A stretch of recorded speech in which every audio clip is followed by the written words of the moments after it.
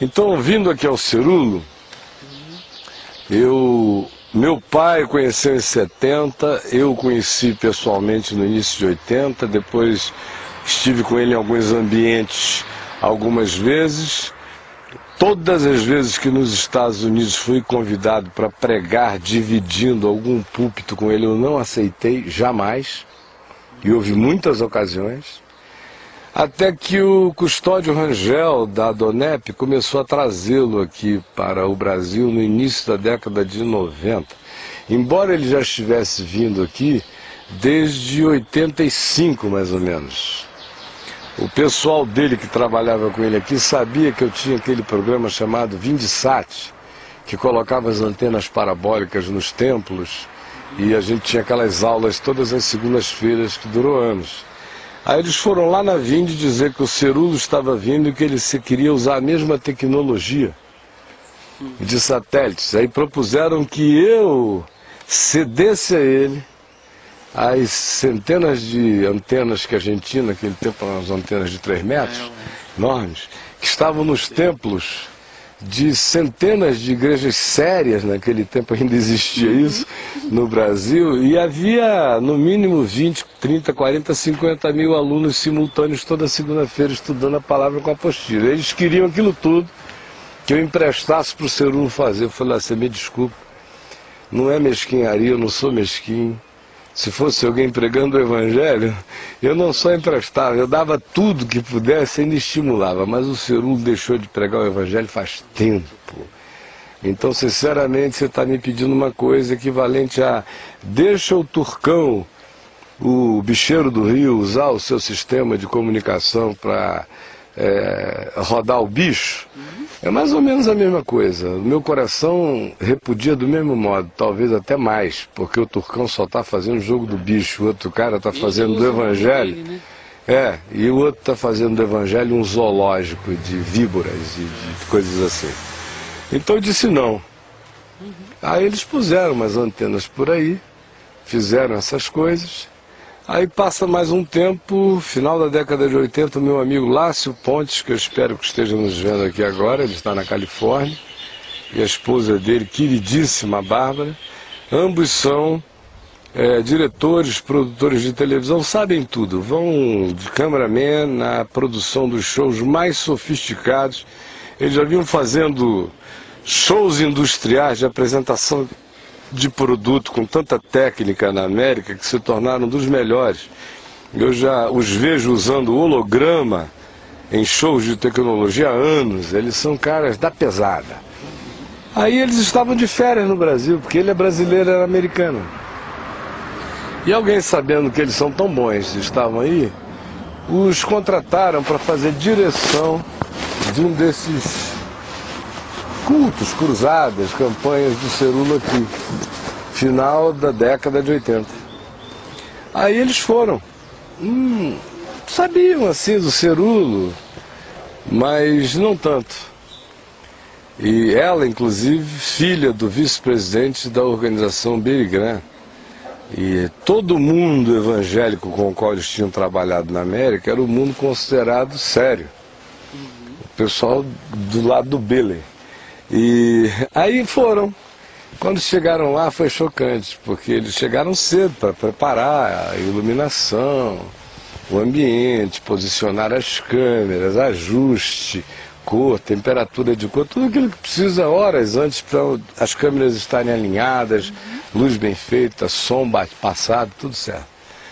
De repente, 1 hora antes de começar o evento, começam a chegar dezenas de cadeiras de rodas novinhas, empurradas por um pessoal, e o diretor da cruzada dizendo, essa fica ali, aquela ali, bota um X no chão, bota ali em cima, tal, ajusta a luz, o canhão. Ajustaram tudo, aí depois chegou aquela horda de paralíticos andando. Eram os caras que tinham sido contratados para serem curados na hora do show. Aí ficaram lá. Podia ficar sentadinho, dando uma de paralítico. Aí abriram o portão para o povo, coitado, otário, crédulo, cheio de esperança e carência, entrar para ser curado. E o Lácio olhou para aquilo e falou, escuta, mas o que está acontecendo? Ele disse que se negou a crer. que o ardil era daquele tipo de diabolicidade que ele estava vendo. Ele falou, não é possível. O que é? Não se preocupa com isso não, isso é outra coisa. E todo mundo que ele perguntava, não é nada não, só corta na hora que a gente disser que você tem que cortar. Eu vou ficar aqui do lado dizendo, agora é aquele, e você vai cortando. Aí começa aquele espetáculo e o Senhor estar aqui, é dia de cura, aquela coisa toda que o Chris Angel faz 10 vezes melhor, que o David Copperfield dá banho, que qualquer mágico, qualquer hipnotizador, qualquer pessoa com técnica de sugestão de público dá banho neles, porque até nisso eles são ruins.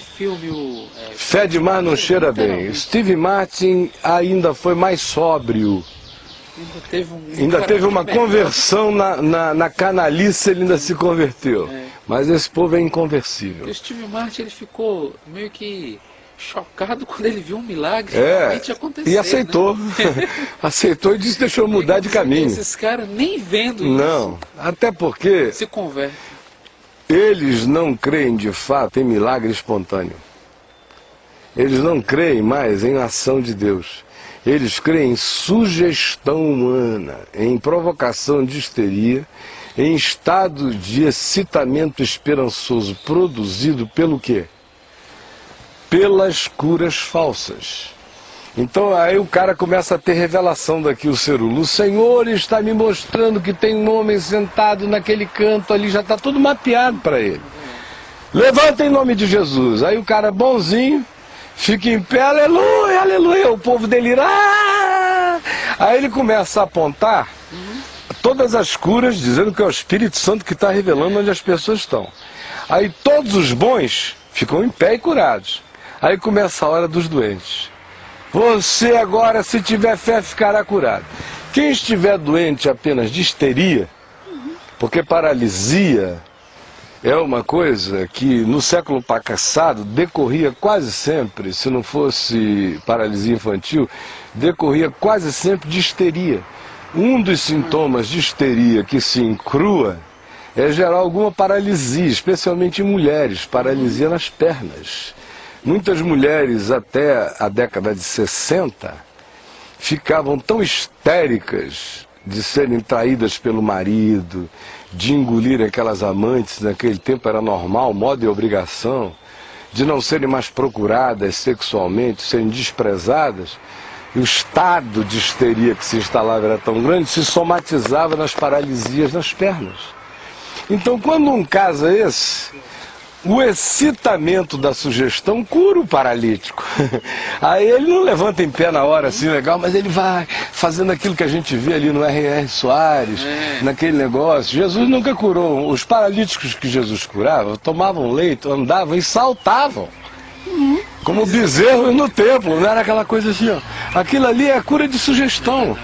Daqui a 10 dias, uma semana, se a pessoa tiver uma tristeza, uma decepção, um choque, volta tudo de novo. Então, quando começou a hora dos doentes verdadeiros, o Lácio disse que aí foi o espetáculo mais demoníaco que ele já viu na vida dele. Era pré-medieval.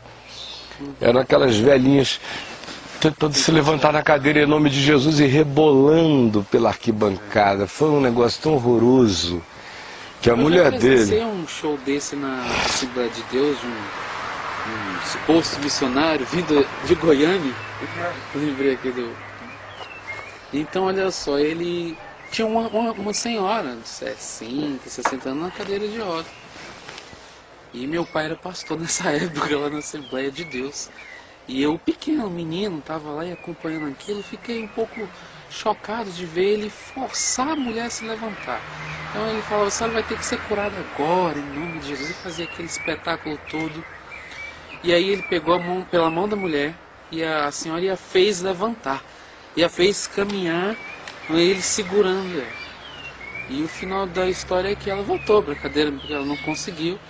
E ele considerou que tinha havido uma cura, mas que ela deveria continuar acreditando para que o milagre se concretizasse.